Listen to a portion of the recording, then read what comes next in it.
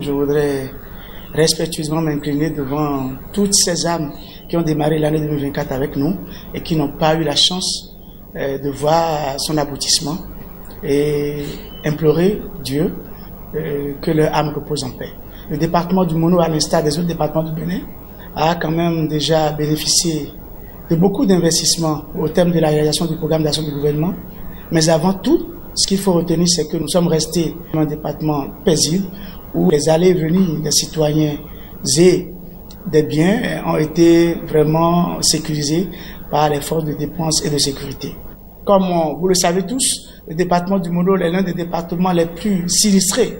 Pour une première fois, le département du Mono a passé la période des inondations sans aucun dégât. Et vous aurez pu me dire quel est le lien avec le gouvernement. Eh bien, parce que depuis un certain moment, le gouvernement a démarré un vaste programme de dragage du lac Kaemé et ses chenaux.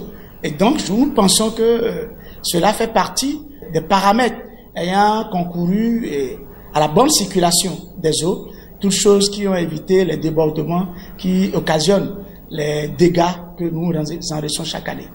La plus grosse nouvelle que nous avons cette année en 2024, c'est le démarrage de la route Adjara-Atchimé, une route qui a fait l'objet de promesses de tous les régimes qui se sont succédés, mais qui n'a jamais eu lieu. Et nous avons eu le bonheur aujourd'hui d'aller sur le chantier où tout a démarré, et pour nous c'est un gros acquis. En dehors de ça, nous avons accueilli, formé et redéployer tous les relais communautaires dans les ménages ainsi que les agences de santé communautaires qualifiées pour renforcer la pyramide sanitaire et la proximité des appuis conseils qui doivent aller à ces ménages. Au plan environnemental, nous avons eu assez de campagnes de reboisement. Nous avons également enregistré en 2024 la sécurisation de la berge côtière avec le projet Waka qui est venu non seulement stopper mais reculer de 200 mètres sur nos côtes l'avancée marine. Si vous avez suivi les 3 derniers conseils des ministres, le département du Mono a encore gagné assez de projets. Des projets d'assainissement, de pavage et de bitumage, de routes. Et donc j'estime qu'en 2025, ce serait le moment de prendre possession de ces chantiers. Vous savez, vous êtes ici de la préfecture. Les chantiers de la cité administrative poussent devant vous.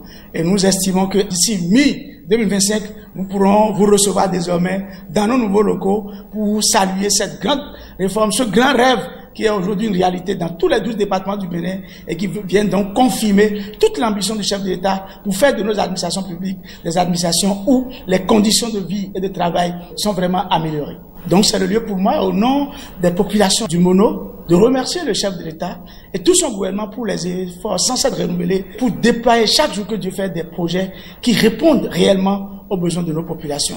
Je voudrais vraiment l'encourager et lui demander de foncer tant qu'il reste une seule journée de son mandat, de savoir qu'il reste redevable vis-à-vis du peuple et c'est au seul peuple et au vrai peuple qu'il doit rendre compte. Donc je voudrais vraiment profiter pour encourager toutes les populations béninoises à soutenir le gouvernement. Nous avons fait de la mobilisation des ressources propres dans le département du Mono le premier indicateur qui crédibilise la réforme structurelle du secteur de la décentralisation.